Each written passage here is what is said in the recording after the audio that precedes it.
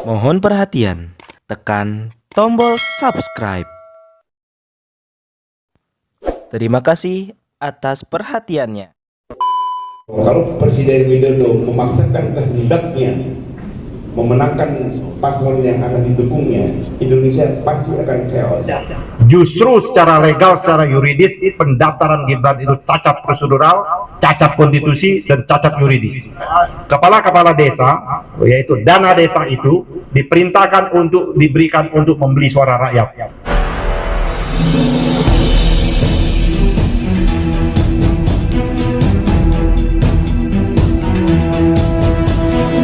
Saya Yani Muhammad, driver online Depok.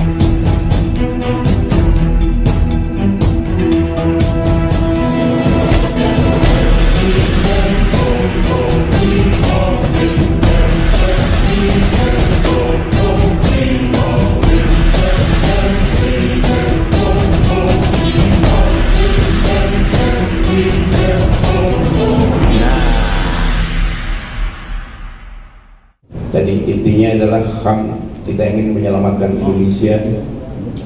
Itu sebabnya kami sebagian besar yang ada di sini pernah waktu itu bergabung dalam koalisi aksi menyelamatkan Indonesia. Jadi memang Indonesia harus diselamatkan. Dulu KM ini terdiri dari masyarakat sipil, aktivis, juga akademisi di kampus-kampus, dan kemudian berjuang untuk menjelaskan kepada sivitas akademika apa yang terjadi di Republik ini. Dan alhamdulillah hari ini kita lihat hasil dari perjuangan kita mengingatkan teman-teman intelektual di kampus-kampus itu memperoleh hasil yang maksimal. Bahkan kalangan tokoh agama juga menjelaskan.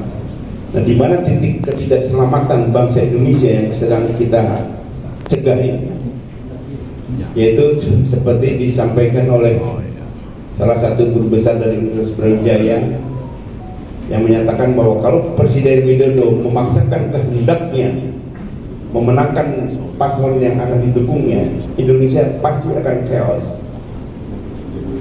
Kemudian ini disambut oleh Uskup Agung Jakarta yang mengatakan bahwa kalau Presiden Widodo tidak mau mendengarkan nasihat ini, akan tumbang. Jadi kita sudah membayangkan bagaimana kemarahan publik, kemarahan rakyat terhadap tingkah laku Presiden Widodo ini. Itu sebabnya sekali lagi kami menghimbau kepada kepolisian dan juga KPU agar berhenti mengiklankan pemilu damai dasmu. Karena tidak akan ada kedamaian tanpa jurdil. Jadi yang dikampanyekan itu pemilu jurdil. Kalau jurdil udah pasti damai. Nah, jadi sekarang ini titik rawan kita adalah di Komisi Pemilihan Umum untuk mencoba jurdil, tegakkan kebenaran, rawat suara rakyat.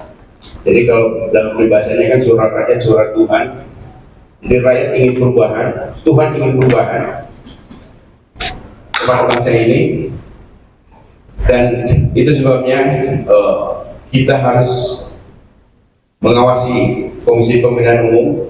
Dan di antara teman-teman ini yang fasih, yang canggih, yang punya pengalaman melalui pengawasan penyelenggara pemilu KPU ini, namanya Dr. Ahmad Yani. Bang ini. Bismillahirrahmanirrahim. Assalamualaikum warahmatullahi wabarakatuh. Kawan-kawan yang saya hormati, saya ingin saja masuk ke pokok persoalan kita. Kita press conference kali ini adalah dalam rangka untuk menyelamatkan bangsa, menyelamatkan demokrasi. Artinya menyelamatkan demokrasi adalah menyelamatkan pemilu, adalah dengan betul-betul pemilu itu dilakukan secara jujur dan adil.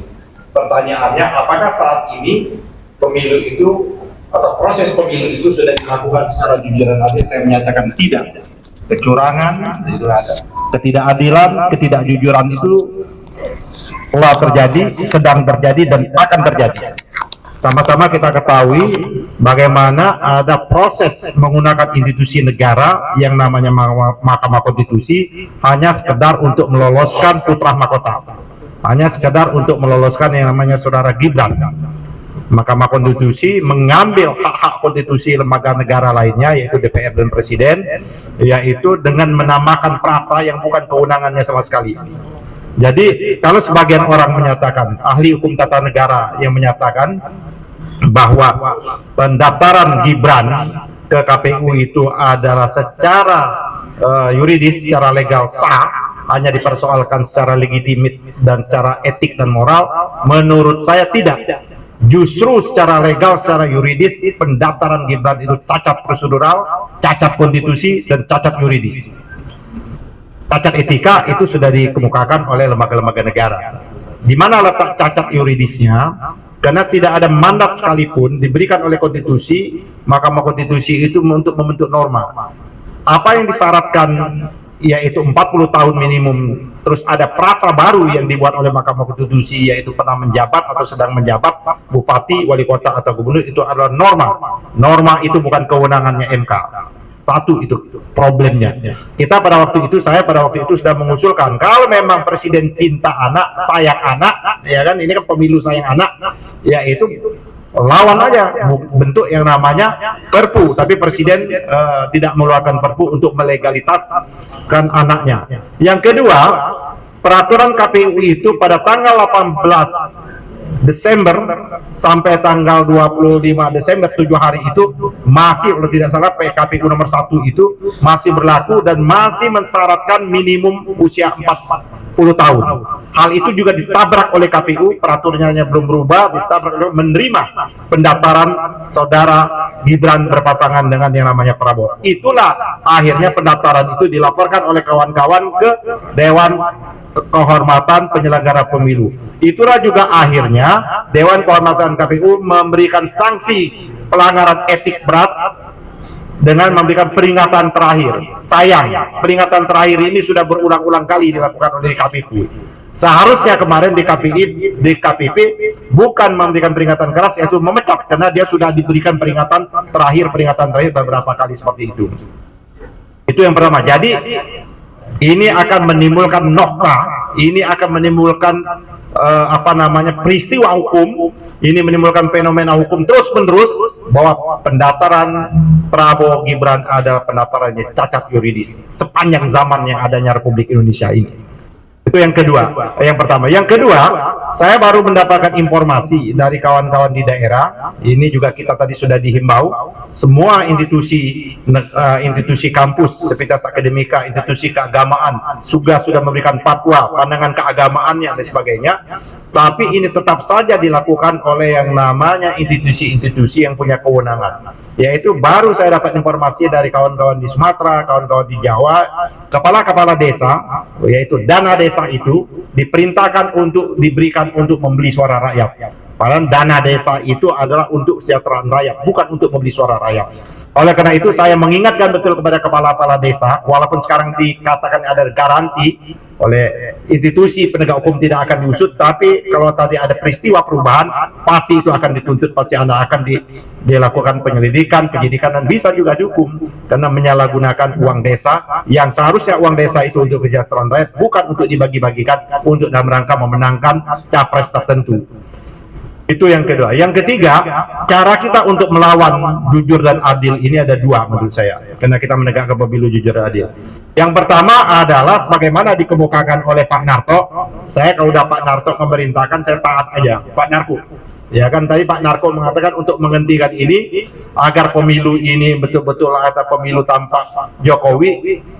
Saya tabi aja, samina wa ta'na, tunggu perintah Pak Narko. Kapan perintah? Nah, kita siap untuk menjalankan. Yang kedua adalah langkah-langkah kedua itu secara langkah konstitusional itu adalah kita minta kepada seluruh rakyat Indonesia untuk menghentikan rejim ini dengan tidak memberikan dukungan, yaitu memenangkan pasangan yang bukan pasangan yang didukung oleh rejim, yaitu memenangkan pasangan yang tidak didukung oleh rejim, yaitu memenangkan calon yang tidak didukung oleh oligarki, calon yang tidak didukung oleh institusi-institusi yang lain, ya seperti itu, calon yang tidak didukung oleh para koruptor dan lain sebagainya.